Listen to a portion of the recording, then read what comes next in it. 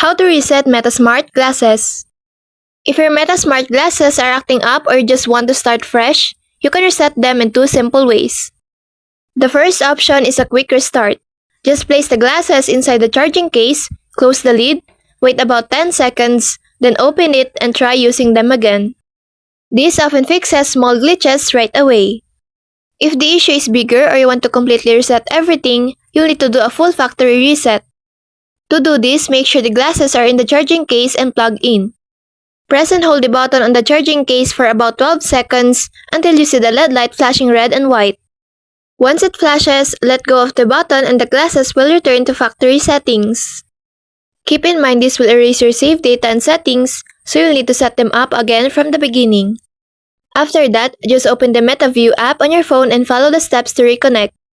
A quick restart is usually all you need, but a factory reset is best when nothing else works. Now you know how to reset your Meta Smart Glasses and get them working like new again.